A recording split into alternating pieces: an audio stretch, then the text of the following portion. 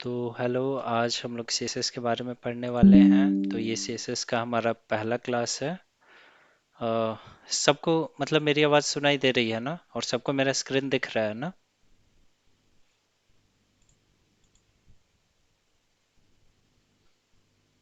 Okay, good. तो फिर हम चलते हैं आज हमारे पहले सीएसएस के क्लास में। इससे पहले कि आप लोगों को मैं ये क्या कहते हैं सीएसएस के बारे में बताऊं, आप लोगों को मैं बताना चाहता हूँ एचटीएमएल के इम्पोर्टेंट एट्रीब्यूट्स के बारे में। ठीक। तो जो HTML के इम्पोर्टेंट एट्रीब्यूट्स हैं उन जो कि हम लोग CSS में यूज करने जा रहे हैं, उन एट्रीब्यूट्स में से सबसे पहला है आईडी। आईडी कहने का मतलब ये है कि आईडी जो है आइडेंटिटी का शॉर्ट फॉर्म है, राइट। मतलब कहने का मतलब ये है कि आईडी जो है ये एक पहचान देगा। आप जिस एलिमेंट पे, जिस HTML एलिमेंट पे आप आईडी देते हो, वो उसको एक अकेला पहचान देगा। जैसे मैं इस div को दे रहा हूँ, तो इसको मैं दे रहा हूँ क्या, name. Okay, name of the student. ठीक। तो जो आईडी मैंने इसको दे दिया, अब सेम आईडी मैं दूसरे एलिमेंट को नहीं दे सकता। ठीक।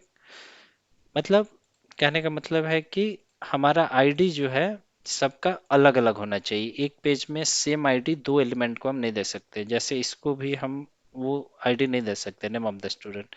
इसको हमें कुछ और देना होगा, ईमेल आईडी। ठीक, ऐसे करके। तो सबका जो आईडी है वो क्या होना चाहिए, आईडी हमेशा जो है अलग अलग होना चाहिए। ठीक। तो आईडी का हम लोग प्रयोग क्यों करते हैं? तो एलिमेंट को एक पहचान देने के लिए, HTML एलिमेंट को एक पहचान देने के लिए, कि यूनिक पहचान, एक सबसे अलग पहचान। ठीक। कि मतलब जो इसका आईडी है वो किसी और का आईडी नहीं होगा इस पेज में, इस पूरे पेज में। ठीक। इस फाइल को मैं खोल भी देता हूँ यहाँ, डेस्कटॉप टेस्ट प्रोजेक्ट। एंड उसके बाद जो है हम लोग जाते हैं, कौन सा था, फॉर्म वाला था। ठीक है। तो मैंने आईडी दे दिया इस वाले div को, नेम ऑफ द स्टूडेंट, इसको मैंने दे दिया ईमेल आईडी। ठीक। अब जो है दूसरा हमारा होता है, दूसरा पहचानने का तरीका है एलिमेंट को, हमारा क्लास। क्या है? क्लास। अच्छा, आप लोग जानते हैं ना, एक क्लास में कई बच्चे हो सकते हैं। कहने का मतलब है कि जैसे मान लो आप लोग ये बात करते हो क्लास 2 का या 3 का, तो जैसे क्लास 2 के स्टूडेंट्स का बात करते हो, तो मान लो राहुल, मोहन, सोहन, तीन चार लड़के हैं उस क्लास में। ठीक ना? तो उन तीनों चारों लड़कों का पहचान मतलब कैसे बताया जा सकता है कि हाँ, ये लोग क्लास 2 के स्टूडेंट्स हैं, राइट। मैं क्लास 2 ही बोला ना, हाँ। तो क्लास 2 के स्टूडेंट्स हैं, तो उनका पहचान जो है मतलब एक ग्रुप पहचान हो रहा है। ठीक। मतलब क्लास जो है मल्टीपल, एक या एक से ज्यादा हम HTML एलिमेंट्स को दे सकते हैं सेम क्लास नेम। ठीक। जैसे मैं आपको बता दूं, जैसे ये हो गया, हम चाहते हैं कि जितने भी इनपुट फील्ड्स हैं, जितने भी इनपुट फील्ड्स दिख रहे हैं, उन सब का स्टाइलिंग एक जैसा हो। तो उन सबको हम एक क्या कर देंगे, क्लास नेम दे देंगे। ठीक ना? तो इनपुट फील्ड जो भी हो, ठीक। तो यदि हम इस इनपुट फील्ड को क्लास ये दे दिए, तो वही क्लास जो है हम इसको भी दे सकते हैं। जैसे मान लो इसको भी हम वही स्टाइल देना चाहते हैं, वही डिजाइन देना चाहते हैं, तो इसको भी दे सकते हैं। इसको भी हम वही स्टाइलिंग देना चाहते हैं, तो इसको भी हम दे सकते हैं। हरी बात समझ में? तो सेम क्लास नेम जो है हम मल्टीपल एलिमेंट्स को दे सकते हैं।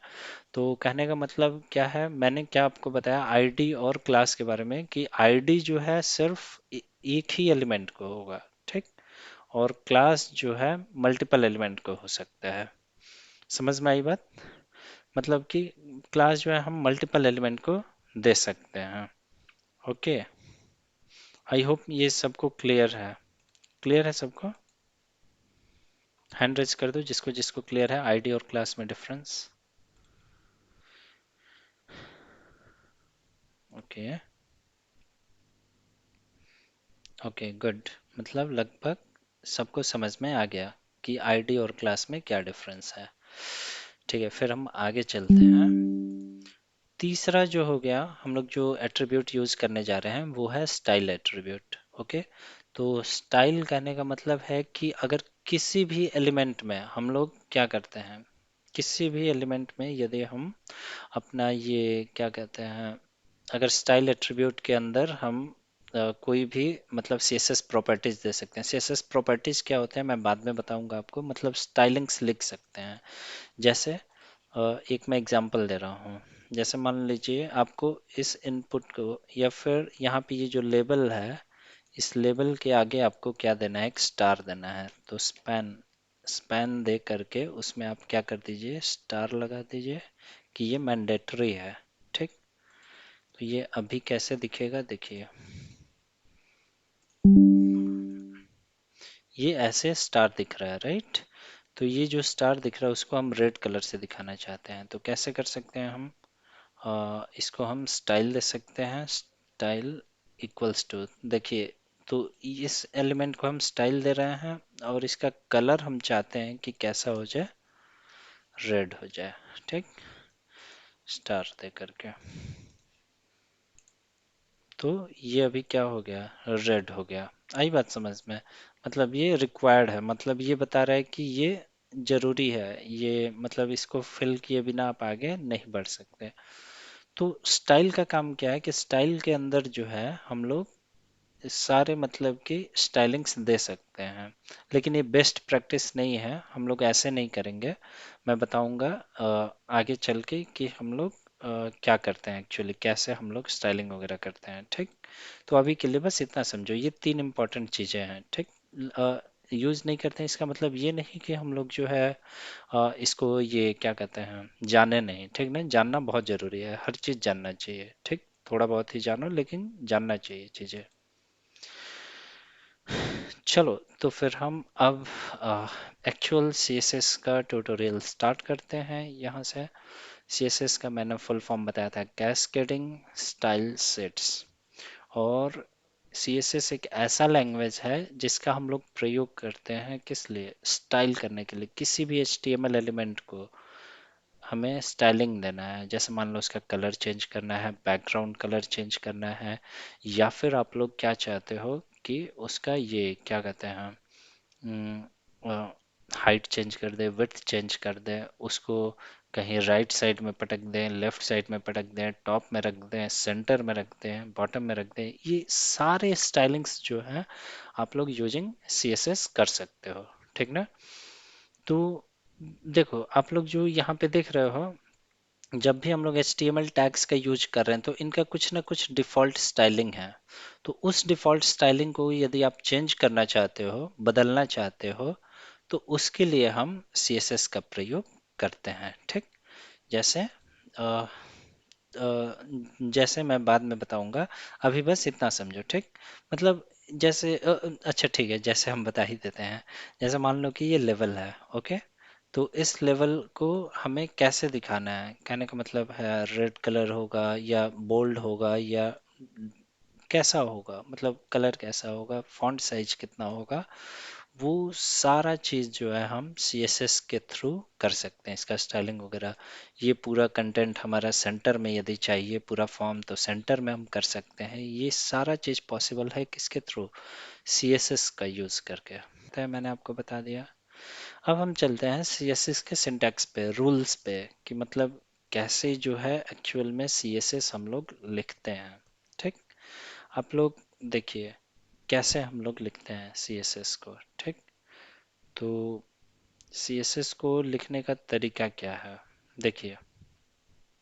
सबसे पहला चीज, इससे पहले कि मैं आप लोग को तरीका बताऊं, सबसे पहले मैं बताना चाहूंगा कि CSS कितने प्रकार का होता है। ठीक ना, CSS कितने प्रकार का होता है। ठीक, सॉरी मैंने ये छोड़ दिया था आई थिंक, हाँ। तो CSS हमारा तीन प्रकार का होता है। एक होता है इनलाइन CSS, दूसरा होता है इंटरनल CSS और तीसरा होता है एक्सटर्नल CSS। चलिए अब इसके बारे में हम लोग पढ़ते हैं। इन लाइन, जैसे कि नाम से क्लियर है, इन लाइन, उसी लाइन में लिखने वाला CSS या स्टाइलिंग जो भी होगा वो इनलाइन CSS कहलाएगा। जैसे मैंने ये क्या किया है इनपुट के लिए, सॉरी इनपुट के लिए नहीं, मैंने ये स्पैन के लिए स्टाइल मैंने क्या किया है इसी लाइन में लिख दिया है, मतलब इसी के साथ लिख दिया हुआ है, ठीक ना, स्पैन टैग के साथ ही। तो ये हमारा क्या हो गया, इनलाइन सीएसएस हो गया। क्या कहते हैं इसको, इनलाइन सीएसएस। जैसे मान लो अ, वही स्पैन स्टार हम यूज करना चाहते हैं किसके लिए, ईमेल आईडी के लिए। ईमेल आईडी भी यदि हमारा मैंडेटरी है और इसके लिए भी हम वही यूज करना चाहते हैं, तो हमें फिर से यहाँ पे लिखना पड़ा ना स्टाइल कलर रेड। तो यहाँ पे ये उसी के साथ लिखना पड़ा, मतलब उस एलिमेंट के साथ हमें ये स्टाइलिंग देना पड़ा, ठीक। तो ये हमारा हो गया इनलाइन। अब इसी चीज को हम क्या कर सकते हैं, इसी चीज को हम यहाँ ना लिख करके हम क्या कर सकते हैं कि इसको क्लास दे दें। मतलब देखो ये क्लास इक्वल्स टू हम दे देते हैं, मान लो आप लोग ये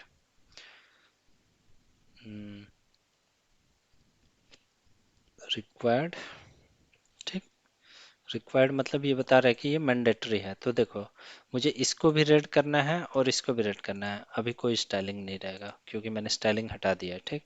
तो मुझे इसको भी रेड में दिखाना है, इसको भी रेड में दिखाना है, तो कैसे दिखाएंगे, देखिए आप जो है सिंपली इन दोनों को क्लास दे दीजिए, ठीक। और वो क्लास देने के बाद मतलब अब इनलाइन नहीं, अब मैं हेड टैग के अंदर, हेड टैग के अंदर ही एक स्टाइल करके टैग लिख सकता हूँ, ठीक। और डॉट करके मैं वो क्लास नेम दे, सॉरी क्लास नेम दे सकता हूँ, REQUIRAD, ये जो रिक्वायर्ड क्लास नेम है। और फिर ये एक बना सकता हूँ इस रिक्वायर्ड में।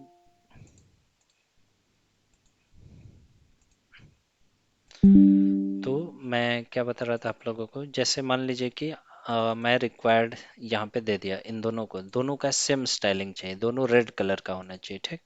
तो ये मैंने इसका क्लास नेम दे दिया। और हमेशा याद रखिए क्लास के पहले हमारा क्या होता है, डॉट होता है, हमेशा डॉट रहेगा तो आप लोग पहचान जाएंगे कि वो क्या है, क्लास नेम है, ठीक।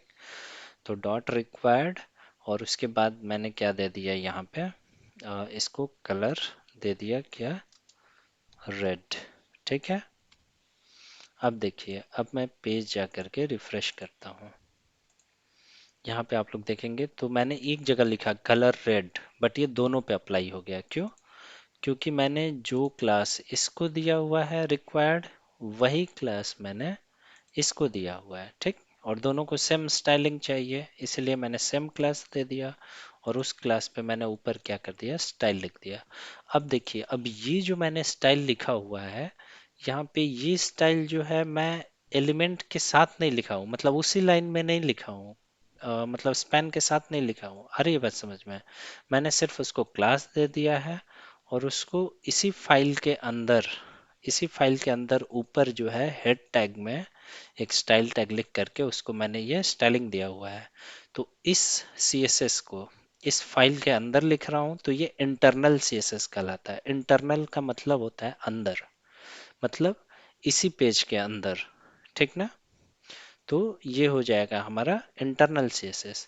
अब जैसे देखिए ये तो एक तरीका है, और लेकिन ये भी तरीका मैं पसंद नहीं करता हूँ। जो सबसे अच्छा तरीका है, आप क्या करो कि एक दूसरा CSS के लिए फाइल आप अलग से बना दो, ठीक। इसको सेव करो, सॉरी। और यहाँ पे आप लोग क्या करो, जैसे स्टाइल डॉट CSS करके दे दो, ठीक। और सेव कर दो। और आप क्या कर सकते हो, फॉर्म डॉट HTML में ये पूरा स्टाइल ही हटा दो अभी, ठीक। इसको यहाँ ना लिख करके, अभी देखो अभी मैंने स्टाइल हटा दिया तो इसका कलर कैसा हो जाएगा, फिर जैसा था ब्लैक हो जाएगा। अब मैं चाहता हूँ कि इस फाइल में सिर्फ हमारा HTML कोड रहे, ठीक। हमारा CSS कोड जो है बाहर रहे कहीं, मतलब किसी दूसरे फाइल में। तो उसके लिए मैंने स्टाइल डॉट CSS फाइल बना दिया, ठीक। और यहाँ पे मैं क्या करूँगा कि यहाँ पे लिखूंगा वो क्लास क्या था, डॉट रिक्वायर्ड। और उस रिक्वायर्ड क्लास को मैं दे दूंगा कलर रेड, ठीक। अब ये बताओ, मैं यदि पेज रिफ्रेश करता हूँ, यदि मैं पेज रिफ्रेश करता हूँ तो इसका कलर कैसा हो जाएगा अभी? कोई बताएगा?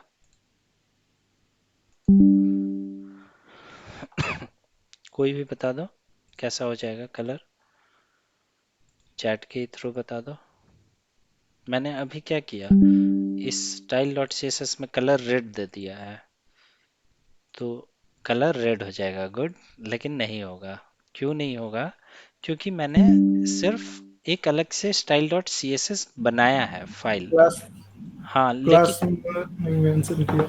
हाँ लेकिन नहीं, क्लास भी मैंने मेंशन किया है रिक्वायर्ड, कि इस रिक्वायर्ड क्लास जहाँ भी होगा उसका कलर रेड कर दो। ठीक। लेकिन प्रॉब्लम ये है कि form dot H T M L एक फाइल है, style dot C S S एक दूसरा उसको अभी फाइल है। लिंक नहीं किया है, लिंक हाँ, नहीं जब किया है। तक ये दोनों में कुछ कनेक्शन नहीं होगा तब तक जो है ये अपना प्रभाव उस पे नहीं दिखाएगा। सबको क्लियर है? जब तक हम इसको इससे जोड़ेंगे नहीं, तब तक वो जो है क्या नहीं करेगा, अपना प्रभाव HTML पे नहीं करेगा। कैसे जोड़ेंगे? देखो, हेड के अंदर ही हम क्या कर सकते हैं, लिंक टैग का प्रयोग कर सकते हैं। ठीक। ये हमारा REL रिलेशन जो है इसका क्या होगा, स्टाइल सीट होगा। मतलब ये बता रहा है कि जो हम फाइल अभी जोड़ने जा रहे हैं वो फाइल कौन सा होगा, स्टाइल सीट फाइल होगा। और हमें किस फाइल को जोड़ना है, तो style dot C S S को जोड़ना है। चूंकि style dot C S S और ये form dot H T M L एक ही फाइल में है, इसलिए हम जो है सिंपली इसका नाम दे दिए। अगर दूसरे में होता तो हमें पाथ देना पड़ता फोल्डर का। ठीक। कि मतलब किस किस, आप लोग को बताया हूँ एब्सोलूट और रिलेटिव पाथ के बारे में, एक बार और बताऊंगा आप लोगों को। ठीक। अभी घबराने की बात नहीं है। तब तक के लिए समझिए कि कैसे हम क्या कर रहे हैं। ठीक ना? अभी बेसिक कॉन्सेप्ट को समझिए, मैं आगे चल के आप लोग को बताऊंगा। नेक्स्ट क्लास में पहला टॉपिक यही होगा। ठीक। कि क्या होते हैं ये पाथ। ठीक है। तो फिर ये अब क्या हुआ कि मैंने इस style dot C S S file को इस H T M L file से जोड़ दिया। अब मैं क्लिक करूंगा यहाँ पे, तो ये हमें कहाँ लेके जाएगा, देखो style dot C S S file पे। इसका मतलब कि ये दोनों फाइल अब जुड़ गए हैं। ठीक। तो फिर ये क्या कहते हैं, अब हम रिफ्रेश करते हैं, अब कलर जो है कैसा हो जाएगा, रेड हो जाएगा। क्यों? क्योंकि हमने दोनों फाइल्स को अभी क्या कर दिया, जोड़ दिया। तो देखिए यहाँ पे हमने किसी बाहरी फाइल में अपना CSS कोड लिखा और उसको मैंने यहाँ पे इंपोर्ट किया, इंपोर्ट या फिर लिंक किया। ठीक। जोड़ दिया। तो HREF आप लोग को बताया था, हाइपर टेक्स्ट रेफरेंस, ये पाथ बताता है। मतलब कि किस फाइल को रेफर कर रहा है, मतलब किस फाइल्स का पाथ मतलब लेगा। ठीक ना? कि किस फाइल को हमें इंपोर्ट करना है। ठीक। तो ये उसी का पाथ बताता है। ये सबको क्लियर है? तो अभी क्या हुआ, ये देखो, ये जो हमने स्टाइल इसका लिखा, ये स्पैन का ये जो स्टार है, इसका जो स्टाइलिंग लिखा, ना तो हमने इसके साथ लिखा है, तो ये इनलाइन नहीं है। मतलब यहाँ हमने नहीं लिखा है इसका स्टाइलिंग, तो कलर रेड। और मैंने यहाँ भी नहीं लिखा है, हेड के अंदर भी स्टाइल टैग देके नहीं लिखा है, तो इंटरनल भी नहीं है, मतलब इस फाइल के अंदर नहीं है। मैंने लिखा क्या है उसको, किसी बाहरी फाइल में, एक्सटर्नल फाइल में। तो ये जो CSS है, ये कौन सा CSS है हमारा, एक्सटर्नल CSS कहलाएगा। क्या कहलाएगा? एक्सटर्नल CSS कहलाएगा। मतलब इनलाइन कहने का मतलब है कि उसी एलिमेंट के साथ हम लिख देंगे वो CSS। इंटरनल कहने का मतलब है कि अ, उसके साथ ना लिख करके, और अपने उसी फाइल में ऊपर टॉप में हेड टैग के अंदर स्टाइलिंग दे करके, स्टाइल टैग दे करके और लिख देना। तो वो हो गया हमारा इंटरनल। और तीसरा है हमारा एक्सटर्नल CSS। एक्सटर्नल नाम से ही क्लियर है कि किसी एक्सटर्नल फाइल में, बाहरी फाइल में हम CSS लिखेंगे और उसको जोड़ देंगे अपने HTML फाइल से। देखिए हम इनलाइन CSS यूज नहीं करते हैं। क्यों? क्योंकि जैसे मान लो मुझे इसको भी रेड देना है और इसको भी रेड देना है, तो मैं यहाँ भी लिखूंगा style equals to colour red, है कि नहीं? फिर यहाँ भी लिखूंगा style equals to colour red. मतलब सबके लिए हमें लिखना पड़ेगा, मतलब एक ही चीज जो है बार बार रिपीट करेगा कोड में, तो ये अच्छा चीज नहीं है, मतलब एक ही चीज को बार बार लिखना। ठीक, तो इस वजह से हम इंटरनल वाला यूज सॉरी इनलाइन वाला यूज नहीं करते हैं। अब चलते हैं इंटरनल के केस में। तो इंटरनल के केस में मैं क्यों सजेस्ट नहीं करूंगा, क्योंकि ये क्या कहते हैं, मैं चाहता हूँ कि HTML का कोड फ्रेश दिखे। ठीक, और CSS का कोड अलग फ्रेश दिखे। अब इसी में HTML भी लिख दिए, इसी में CSS भी, इसी में जावास्क्रिप्ट भी, तो खिचड़ी बन जाएगा सब।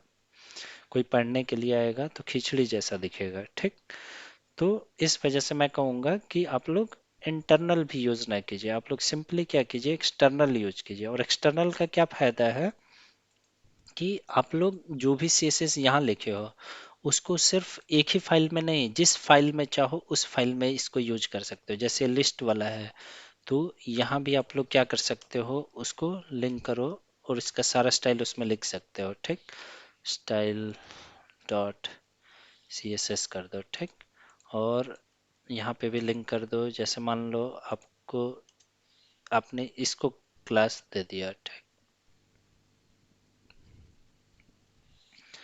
तो मैंने लिखा एक ही जगह एक ही फाइल में स्टाइलिंग, इसका सिर्फ style dot C S S में, उसी को मैंने यहाँ पे इंपोर्ट कर दिया। अब देखो अब क्या होगा, मैं आपको दिखाता हूँ। Form dot H T M L तो ठीक है, रेड कलर दिखा रहा है यहाँ पे, लेकिन अब मैं list dot H T M L में भी दिखा देता हूँ। अरे ये क्या हुआ, सॉरी एक मिनट, ये मैं कुछ और इसमें यूज किया था।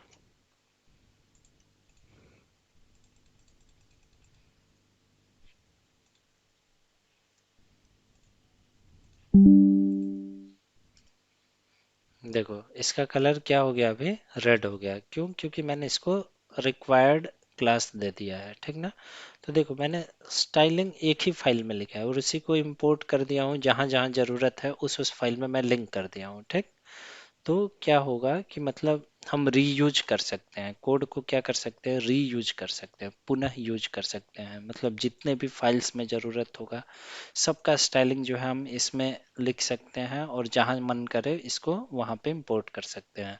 तो मान लो कुछ एक्स्ट्रा भी लिखा है, जैसे मान लो ऐसा भी हो सकता है कि कुछ इसका CSS है जो हमने इसमें लिखा है, कुछ इसका CSS हमने style dot C S S में लिखा हुआ है। ठीक, तो क्या होता है उस टाइम ना कि जो एक्स्ट्रा चीज़ें हैं, जैसे मान लो list dot H T M L वाला CSS हमने लिखा है, तो हम अगर इंपोर्ट करते हैं ना तो वो इसमें कोई प्रभाव नहीं डालेगा। ठीक, और अगर इसका कुछ है तो इसमें प्रभाव नहीं डालेगा। तो हम एक ही फाइल भले ही यूज कर रहे हैं दोनों में। ठीक, अगर क्लास अलग लग रहा है या आईडी अलग लग रहा तो दोनों को प्रभावित नहीं करेगा। ठीक, तो उसे घबराने की जरूरत नहीं है। मतलब एक ही फाइल में हमने कोड लिखा और उसको जो है हम 100 जगह यूज कर रहे हैं, जितने फाइल्स में ज़रूरत है उतने फाइल्स में इसको लिंक करके इस CSS फाइल को और हम यूज कर सकते हैं। सिंटैक्स में अब हम रूल्स पे चलते हैं। ठीक ना, कि कैसे लिखा जाता है। ठीक, तो देखो हमेशा CSS लिखते हुए देखो इनलाइन का सिंपल सा सिंटैक्स क्या है। इनलाइन का सिंपल सा सिंटैक्स जैसे मान लो क्या है, मैं आपको बताता हूँ। जैसे इनलाइन का सिंपल सा सिंटैक्स है कि टैग, जैसे मान लो एक टैग है कोई, जैसे मान लो div टैग है। ठीक, इसको मुझे कुछ स्टाइल देना है, तो सिंपली आप क्या करो, स्टाइल लिखो, स्टाइल इक्वल्स टू क्या लिख दो, स्टाइल इक्वल्स टू ऐसे, और कलर मान लो इसका देना है हमें रेड।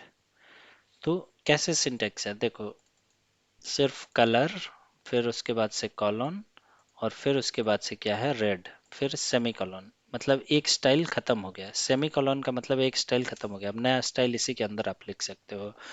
जैसे मान लो हमें इसको देना है कि फॉन्ट साइज, फॉन्ट साइज मान लो 20 पिक्सल हमें दिखाना है। ठीक, इस स्टाइलिंग को मैं यहीं ले लेता हूँ किसी लेवल पे, ताकि आप लोग को क्लियर दिखेगा इफेक्ट। जैसे ये नेम का मुझे साइज बढ़ाना है और कलर इसका रेड करना है, तो मैंने ऐसे दे दिया। तो देखो सिंपल सा है। ये form dot H T M L file में मैंने लिखा था FORM। तो देखो इसका साइज जो है सबसे बड़ा हो गया ना, और कलर भी इसका क्या हो गया, रेड। तो हम क्या कर सकते हैं, सिर्फ एक स्टाइल हो और उस स्टाइल के अंदर हम मल्टीपल CSS प्रॉपर्टीज को लिख सकते हैं। कैसे लिखते हैं, तो हमारा CSS का नेम होगा, प्रॉपर्टी का नेम होगा, इसको प्रॉपर्टी बोला जाता है, गुण बोला जाता है, ठीक ना। इस गुण का जो जो वैल्यू रखोगे उसके हिसाब से इसमें चेंजेज आएंगे, उसके हिसाब से इसमें परिवर्तन होगा, ठीक। तो जैसे कलर रेड दिया, तो कैसे दिया, कलर फिर से कॉलन रेड, और फिर इसको खत्म करना है तो कैसे करेंगे, सेमी कॉलन, जरूर खत्म करते टाइम सेमी कॉलन दे देना। जैसे फॉन्ट साइज एक प्रॉपर्टी है, CSS प्रॉपर्टी है। प्रॉपर्टी समझ में आ रहा है ना, ये प्रॉपर्टी और फिर उसका वैल्यू होता है, property name value, property name value, ठीक। इन प्रॉपर्टी नेम और वैल्यू के बीच में कौन सेपरेट करता है, इन दोनों को अलग कौन करता है, कॉलन करता है। कॉलन फुल कॉलन है, सेमी कॉलन नहीं, फुल कॉलन है, ऊपर भी डॉट है नीचे भी डॉट है, ठीक। और उसके बाद जो है एक एक CSS को कौन सेपरेट करता है, जैसे प्रॉपर्टीज को, तो देखिए ये सेमी कॉलन सेपरेट करता है, ठीक। मतलब जहाँ सेमी कॉलन लग गया इसका मतलब कि उसका एंड है। ये सबको क्लियर है। तो ये हो गया हमारा नॉर्मल। इसका मतलब, कहने का मतलब है कि हम इनलाइन वाले में सिर्फ इतना यूज करते हैं, प्रॉपर्टी होगा, प्रॉपर्टी का नेम, फिर कॉलन और फिर उसका वैल्यू होगा, और फिर उसके बाद क्या होगा हमारा, ये क्या कहते हैं, सेमी कॉलन हो जाएगा, खत्म। फिर नया देना है तो प्रॉपर्टी नेम, कॉलन, वैल्यू, फिर सेमी कॉलन, ऐसे करके हम दे सकते हैं। तो ये हो गया हमारा इनलाइन का सिंटैक्स। इंटरनल और एक्सटर्नल का सिंटैक्स हमारा कैसा होगा, राइट। तो इंटरनल और एक्सटर्नल के में यदि आप लोग देखेंगे तो हम लोग क्या करते हैं, जैसे मैंने क्या किया है, एक क्लास दिया हुआ है, क्लास के बाद मैंने ये ब्रैकेट दिया हुआ है, इस ब्रैकेट का मतलब है ब्लॉक।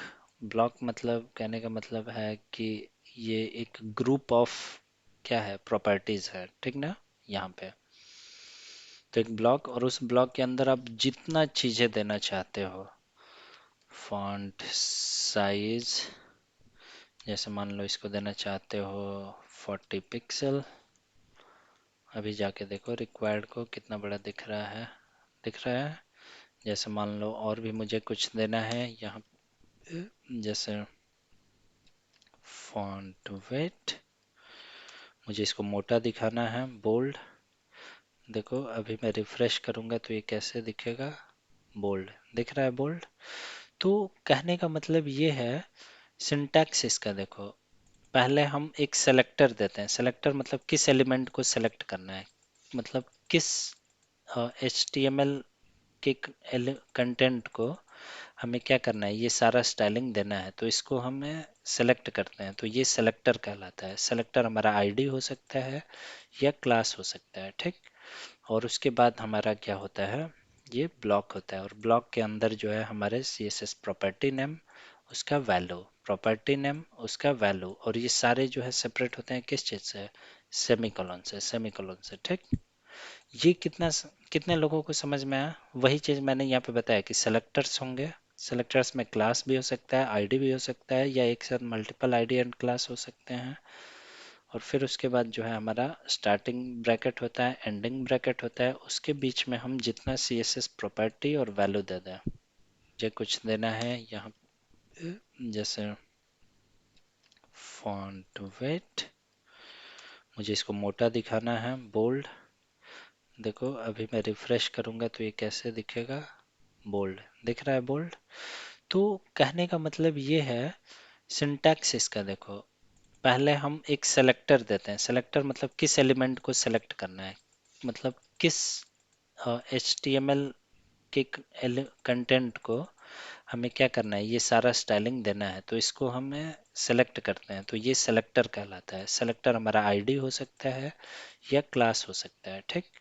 और उसके बाद हमारा क्या होता है, ये ब्लॉक होता है, और ब्लॉक के अंदर जो है हमारे CSS प्रॉपर्टी नेम, उसका वैल्यू, प्रॉपर्टी नेम, उसका वैल्यू, और ये सारे जो है सेपरेट होते हैं किस चीज़ से, सेमी कॉलन से, सेमी कॉलन से, ठीक। ये कितने लोगों को समझ में आया, वही चीज़ मैंने यहाँ पे बताया कि सेलेक्टर्स होंगे, सेलेक्टर्स में क्लास भी हो सकता है, आईडी भी हो सकता है, या एक साथ मल्टीपल आईडी एंड क्लास हो सकते हैं। और फिर उसके बाद जो है हमारा स्टार्टिंग ब्रैकेट होता है, एंडिंग ब्रैकेट होता है, उसके बीच में हम जितना CSS प्रॉपर्टी और वैल्यू दे दें। ठीक है, नहीं है तो मैं आपको बताता हूँ। ठीक, देखिए मेरे कहने का मतलब क्या है कि सबसे पहला चीज यहाँ देखिए, जैसे हम जो है स्टाइलिंग देना चाहते हैं किसको, इसको नेम को। ठीक, तो यहाँ पे सारे के सारे लेवल्स हैं, हम कैसे इसको स्टाइलिंग देंगे, उसको सेलेक्ट करने के लिए कुछ होना चाहिए ना, इसका कुछ पहचान होना चाहिए ना, राइट। तो वो पहचान हम इसको कैसे दे सकते हैं, या तो क्लास नेम दे करके या फिर आईडी दे करके, राइट।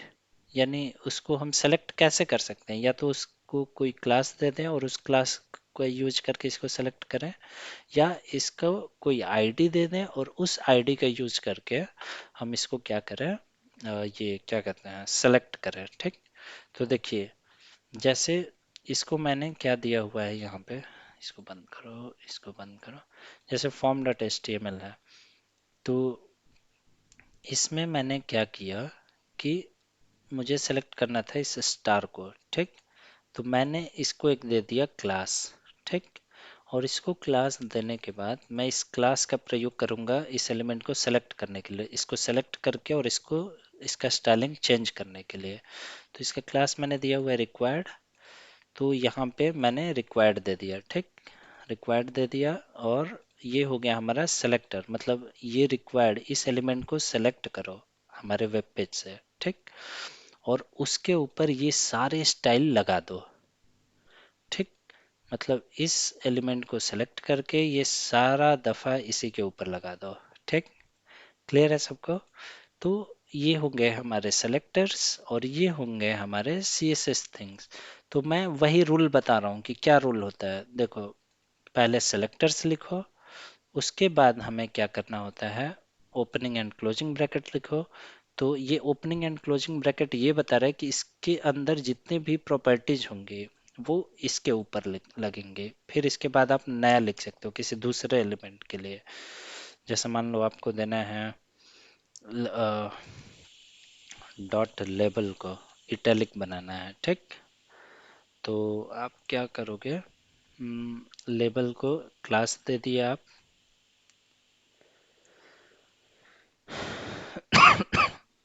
क्लास दे दिया आप, और इसको दे दिया आपने लेबल।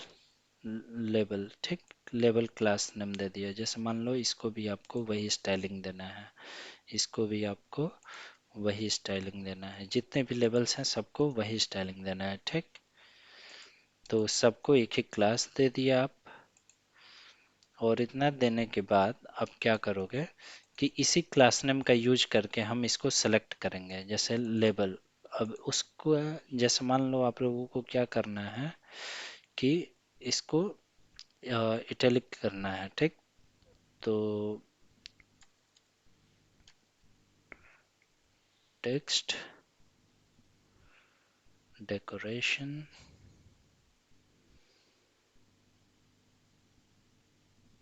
नहीं टेक्स्ट डेकोरेशन नहीं होता है, क्या होता है, फॉन्ट,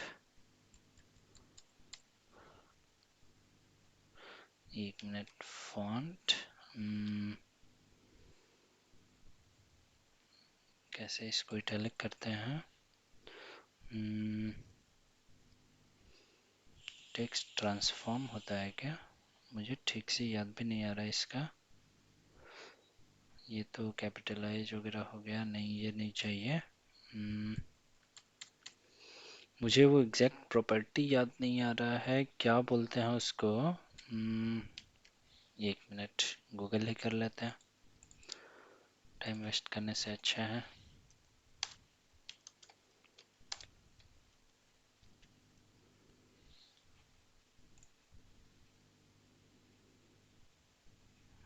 हाँ, फॉन्ट स्टाइल होता है, फॉन्ट स्टाइल। फॉन्ट स्टाइल हमारा क्या हो गया, इटैलिक हो गया। अब देखो, अब जितने भी लेबल है ना सब मतलब कि इटैलिक दिखने लगेंगे, तिरछा दिखने लगेंगे। देखो दिखने लगा, सब के सब जो है इटैलिक हो गया। कहने का मतलब क्या है कि मैंने इनको सेलेक्ट करने के लिए, इन सारे को सेलेक्ट करने के लिए इनको एक क्लास दे दिया, ठीक ना। वो क्लास क्या है, लेबल है। और उस क्लास को सेलेक्ट करके यहाँ पे CSS में, और उनको ये प्रॉपर्टीज दे दिया, ठीक ना, कि ऐसा ऐसा स्टाइलिंग देना है इनके ऊपर।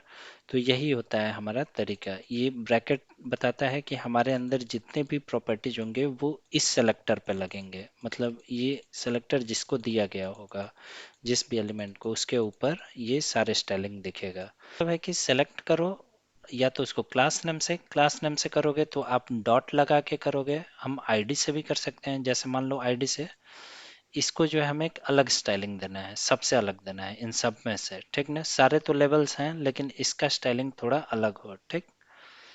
तो हम क्या करेंगे, ईमेल में जाएंगे और ईमेल को एक क्या कर देंगे, आईडी दे देंगे, ईमेल आईडी लेबल करके, ठीक। ये एक आईडी दे दी इसको। अब इस आईडी को हम सेलेक्ट करेंगे कहाँ पे, CSS में, जैसे हैश करके, हैश करके। आईडी के पहले हमेशा हम हैश लिखते हैं। अगर पहले हैश लिखा रहेगा CSS में तो समझ जाना कि वो आईडी है। डॉट लगा रहेगा तो वो क्या है, क्लास है, ठीक ना। तो हमने इसको सेलेक्ट किया। अब इसके ऊपर आप क्या करो, कौन सा क्या करना है आपको, जैसे मान लो कि इसका कलर जो है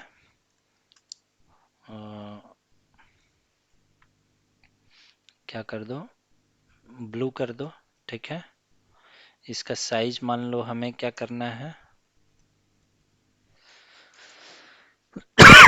सॉरी, साइज इसका आपको करना है कितना, 25 px करना है, पिक्सल करना है, ठीक। तो मतलब इसका बड़ा साइज करना है। तो देखो, इसको एक अलग मतलब यूनिक एक स्टाइलिंग मिल गया है। इसको मैंने सेलेक्ट कैसे किया, आईडी के जरिए, और इसका मैंने साइज क्या कर दिया, बढ़ा दिया 25 पिक्सल। तो आप यदि तो ये बताओ, ये आपको समझ में आया कि नहीं अभी, मतलब हमें क्या करना है, सेलेक्ट करना है या तो आईडी से या फिर क्लास नेम से, और उसको जो है हमें स्टाइलिंग दे देना है। ये डिक्लेरेशन ब्लॉक कहलाता है। ब्लॉक कहने का मतलब है कि एक बॉक्स टाइप का, ठीक, और उस बॉक्स के अंदर आप सारे स्टाइलिंग उस पर लगा रहे हो, ठीक ना।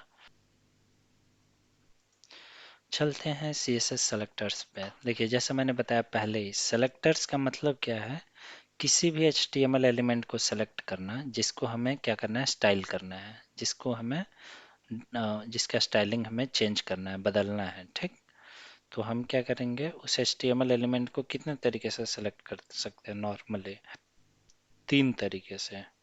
जैसे कि पहला मैंने बताया आईडी दे करके, दूसरा मैंने बताया क्लास दे करके, और तीसरा मैं बता रहा हूँ कि हम सिर्फ टैग नेम दे करके या HTML एलिमेंट नेम दे करके हम उसको क्या कर सकते हैं स्टाइलिंग। जैसे मैं चाहता हूँ कि जितने भी लेबल्स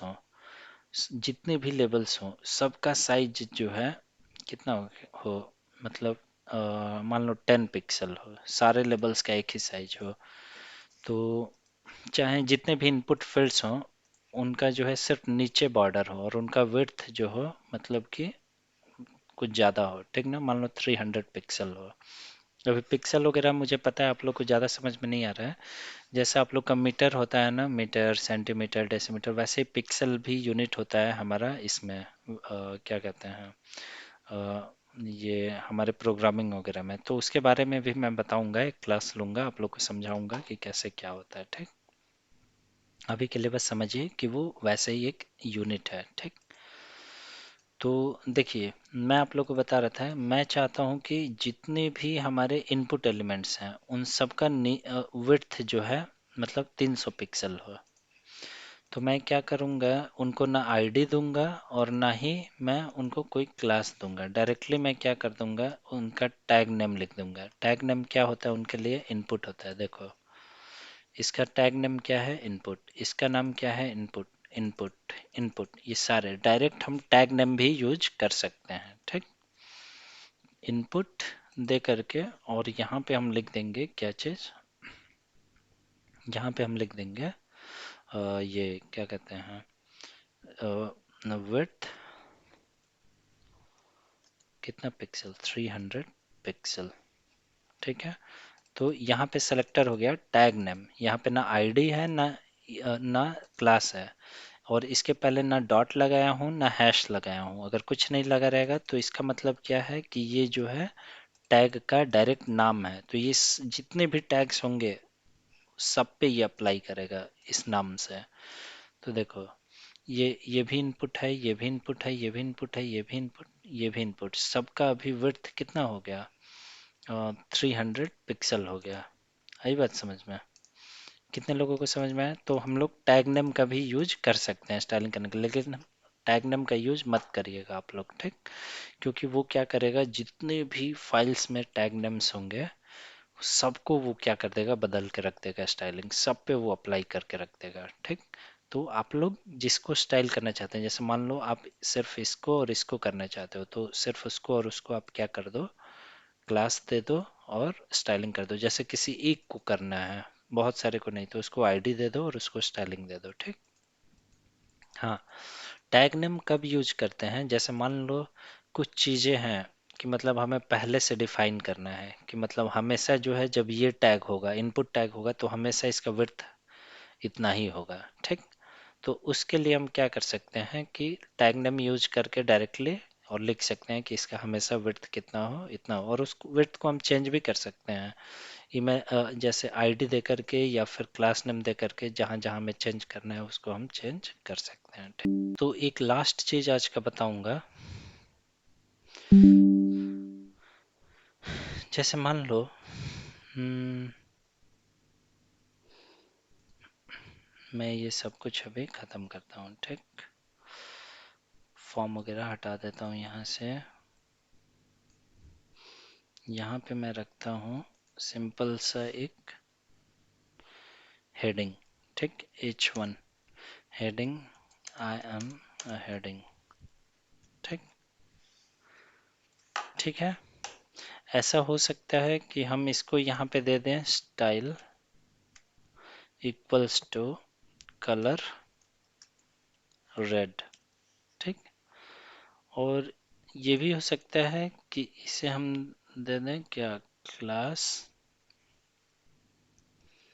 कलर रेड, ठीक है? Sorry sorry sorry sorry sorry sorry, class जो हो गया हम नेम देंगे, ठीक? हेडिंग, ठीक? तो इस हेडिंग को हम यहाँ पे क्या कर सकते हैं, डॉट हेडिंग, ठीक? ओ सॉरी, ये स्टाइल टैग के अंदर लिखते हैं, ठीक? स्टाइल, और यहाँ पे मैंने दे दिया हेडिंग, और इसको भी मैंने कलर दे दिया ब्लू, ठीक है? तो देखो, ये यहाँ पे हमने क्या किया, इंटरनली हमने लिख दिया कि कलर ब्लू हो, और यहाँ पे इनलाइन में मैंने लिख दिया कलर रेड हो। तो अब HTML भी कंफ्यूज हो जाएगा कि हम कौन सा वाला दिखाएं। यहाँ तो बोल रहे हो कि ब्लू हो, यहाँ बोल रहे हो कि रेड है, ठीक? मतलब एक ही हेडिंग है, उसी पे दो कलर आपने दे दिया, तो अब कौन सा वाला कलर दिखाएगा? तो देखो, इसके लिए भी HTML ने प्रायोरिटी रखा है, ठीक ना? हमारे ब्राउज़र में प्रायोरिटी है, जो हम इनलाइन में लिखेंगे उसको ज़्यादा इम्पोर्टेंस देगा, ठीक? इंटरनल फिर एक्सटर्नल। हाँ, जो इंटरनल में लिखेंगे उसको थोड़ा कम प्रायोरिटी इम्पोर्टेंस देगा, और जो एक्सटर्नल लिखे हैं उसको और कम इम्पोर्टेंस देगा। मतलब सबसे ज़्यादा इम्पोर्टेंस किसको देता है? इनलाइन वाले को। तो देखो, ये इंटरनल है और ये इनलाइन है, तो कौन सा वाला काम करेगा? इनलाइन वाला काम करेगा। मतलब इसका कलर जो है हमारा क्या हो जाएगा, रेड हो जाएगा। हेडिंग का कलर ब्लू ना हो करके क्या हो जाएगा, रेड हो जाएगा। अब वैसे ही यदि मैंने क्लास यहाँ भी दे दिया उसको, क्लास, यही स्टाइलिंग मैंने कहाँ लिख दिया, इस फाइल में, और इसको कलर मैंने दे दिया ग्रीन एक्सटर्नल में। कैसा दिखेगा?